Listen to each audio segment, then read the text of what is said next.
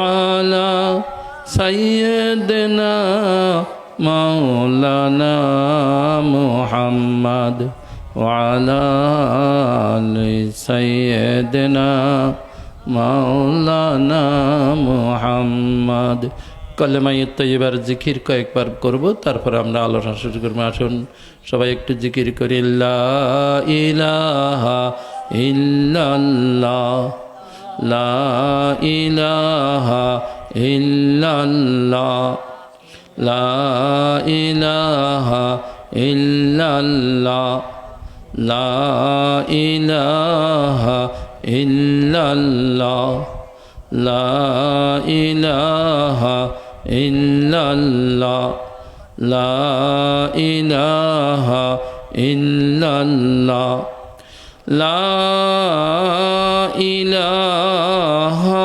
ইল্লাল্লাহ মুহাম্মাদুর রাসূলুল্লাহ সাল্লাল্লাহু আলাইহি ওয়াসাল্লাম। জনাব সভাপতি সাহেব হাফেজ মাওলানা শামসুর রহমান সাহেব মাগরিবের পরে অসমাপ্ত আলোচনা পেশ করার জন্য বলেছেন। আলহামদুলিল্লাহ, আমি খুব ব্যাখ্যা ছাড়াই হালকাভাবে কথা বলেছি। আসলে আমাদের প্রত্যেকটা পরিবারের মধ্যে কোরআন বুঝি পড়ার, সামান্য তফসির সহ পড়ার পরিবেশ চালু করা দরকার। এটার মধ্যে যে কি পরিমাণ শান্তি আছে আমরা আসলে আঁচ করতে পারিয়েন না। আমি আমার স্ত্রীকে নিয়ে, আমার ছেলে মেয়েকে নিয়ে যদি কোরআন চর্চা করি, ছেলে মেয়ে, মা বাপ, ছেলে মেয়ে কাছাকাছি হবে যে ভালো মনোভাবে, মনোভাবটা ভালো হবে এবং কাছাকাছি আসবে ছেলে মেয়ে। মা বাপের কাছাকাছি ছেলে মেয়ে যত থাকবে, ছেলে মেয়ের কাছাকাছি মা বাপ যত থাকবে, উভয় পক্ষ ভালো থাকবে। উভয় পক্ষ কি থাকবে? ভালো থাকবে। যাই হোক, এমন একটা সময় আসবে, এটা আসছে আলোচনা আসে। আমি সূরা জিলজাল থেকে শিক্ষণীয় যে বিষয়টা আপনাদের সামনে পেশ করলাম, বিজ্ঞান আগে নয়, জ্ঞান আগে। বিজ্ঞান আগে নয়, ঈমান আগে। আপনি দেখেন জাতীয় সংঘ বিশ্বব্যাপী হাত ধোয়া দিবস পালন ঘোষণা কর্মসূচি দিয়েছে। আমরা হাত ধোয়া দিবস পালন করি এবং হাত ধোয়া দিবসের উপরে বিশ্বের সেরা সেরা গবেষক এই হাত ধোয়া বিষয়ের গুরুত্ব উপলব্ধি করা দরকার। এই হাত ধোয়া দিবসকে যথাযথ জীবনের জন্য গ্রহণ করা দরকার। এই হাত ধোয়া দিবসের দ্বারা আমাদের স্বাস্থ্য সুস্থ রাখার 80% গ্যারান্টি। এটা বিজ্ঞানের দ্বারা ডাক্তারে ঘোষণা করে, ডাক্তাররা বিশ্বসেরা কারা ঘোষণা করে। আর আমরা যারা আল্লাহর প্রতি ঈমান এনেছি, আমরা প্রত্যেক দিন ঘুম থেকে নতুন জীবন লাভ করার সাথে সাথে ওযু করি, নামাজ আদায় করি, ঠিক কিনা? অঙ্গ প্রত্যঙ্গ দ্রুত করা, আল্লাহর প্রতি ঈমান আনার কারণে আমাদের জন্য সেটা ফরজ। সেটা কি? ফরজ।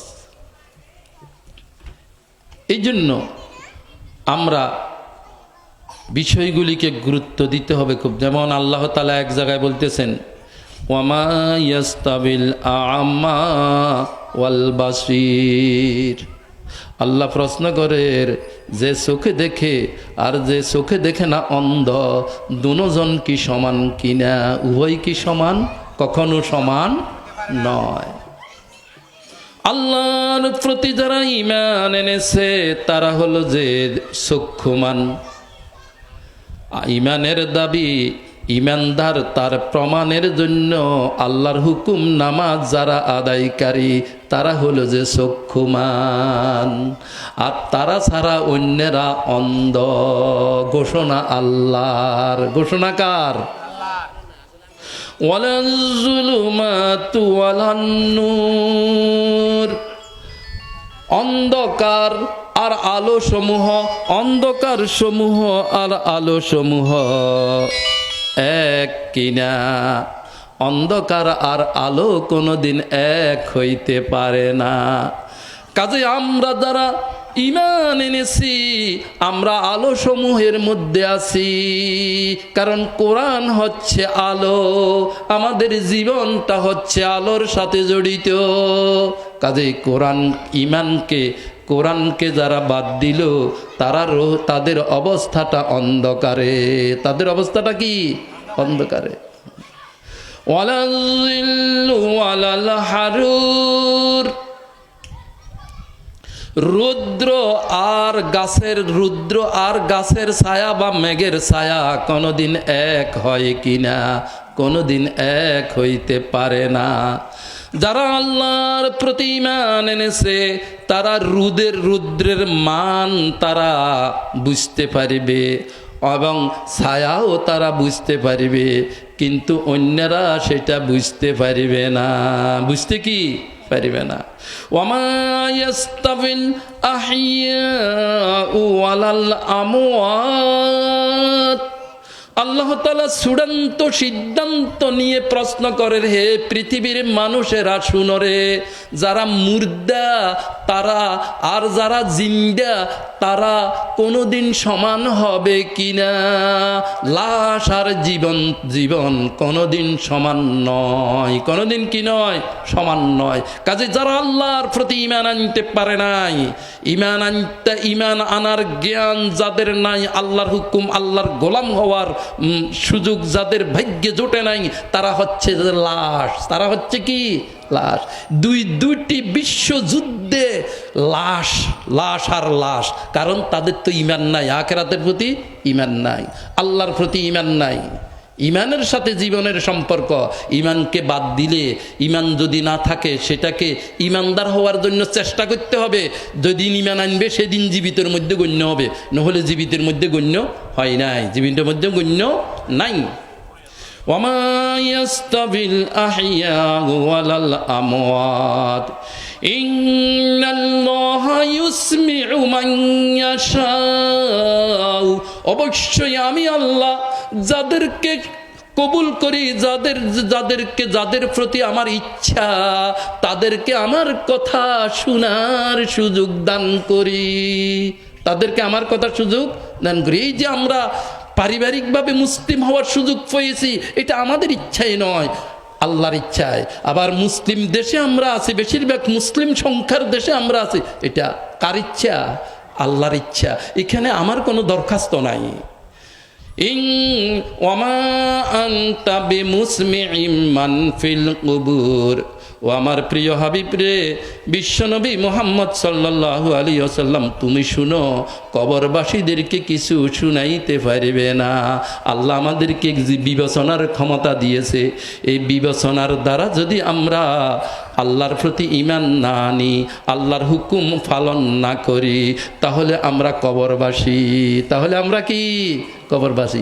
উপরবাসী হওয়ার সাথে ঈমান জড়িত, কবরবাসী হওয়ার সাথে ঈমান জড়িত, আবার কবর থেকে জীবিত হওয়ার সাথে ঈমান জড়িত।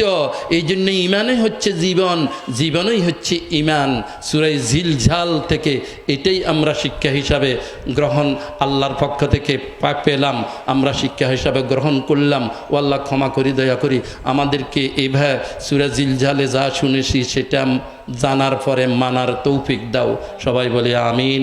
আসসালামু আলাইকুম ওয়া রাহমাতুল্লাহ। এটা একটু পিছনের দিকে সরাইতে।